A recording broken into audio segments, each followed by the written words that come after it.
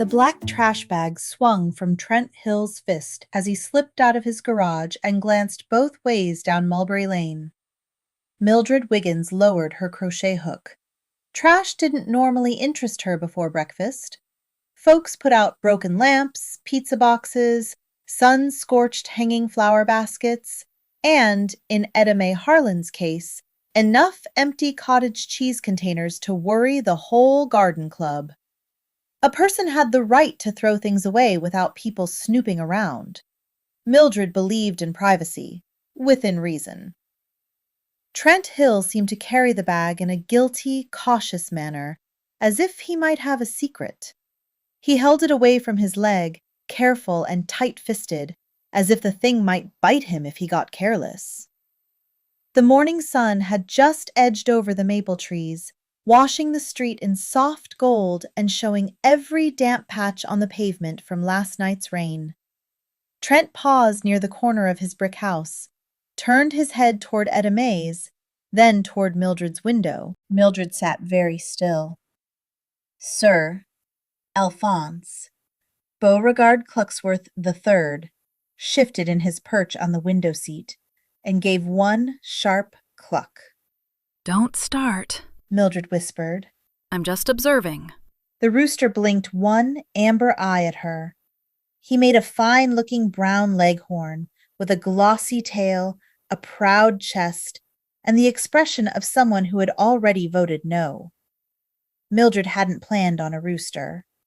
Sir Alphonse had arrived with injured feet, looked around her kitchen, and claimed the place before Harry had finished saying chickens belonged outside. Harry had said that several times. Mildred had reminded him that broken flashlights also belonged somewhere besides the junk drawer, yet 47 of them remained in residence. Sir Alphonse stayed too. Now he traveled in a roomy canvas bag with a reinforced bottom, soft lining, and little ventilation windows. Mildred had ordered it from a woman in Ohio who made carriers for emotional support ferrets. Sir Alphonse didn't serve as emotional support poultry. He functioned more like an assistant, a loud, judgmental one. Across the street, Trent disappeared behind his privacy fence. A moment later, a thin, gray ribbon of smoke rose above the boards. Mildred reached for the binoculars. They waited on the right side of her window seat, tucked behind the basket of dishcloths she crocheted for the church bazaar. Harry had built the window seat himself, though he'd never admitted he made it so she could keep watch over Mulberry Lane. He measured the wide front window, bought cherry boards from the lumberyard, and spent 3 Saturdays giving her the best view in the house. 32 years of marriage had taught Mildred that some declarations of love came with sawdust and loud hammering. From her perch, she counted 6 houses, 3 mailboxes, 2 yards needing mowing, and 1 cul-de-sac where children once rode their bicycles until their parents got worried about the cars on the road. She knew every time the Deavers left their garbage out too early, every time Etta Mae pretended to avoid watching when her daughter-in-law visited, every time Mr. Klein's old beagle helplessly waddled down the sidewalk as if it owned every crack in the concrete.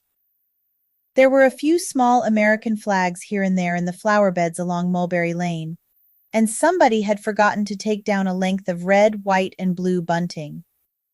A few casings of firecrackers that had gone off on the 4th of July had escaped the street sweeper and lay forlorn as though they didn't quite know where they belonged. Mildred knew this neighborhood as well as she knew the inside of her house. Knowing things didn't make a woman difficult. It made her neighborly. "He's burning something again," Mildred said. Harry ambled into the room wearing his old gray robe and the tired expression of a man who had hoped for one peaceful cup of coffee before his wife solved a crime. "Who?"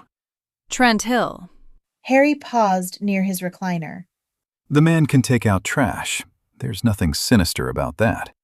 "Not to the backyard. Who does that?" Maybe he has yard waste. "He has a privacy fence. And a guilty walk.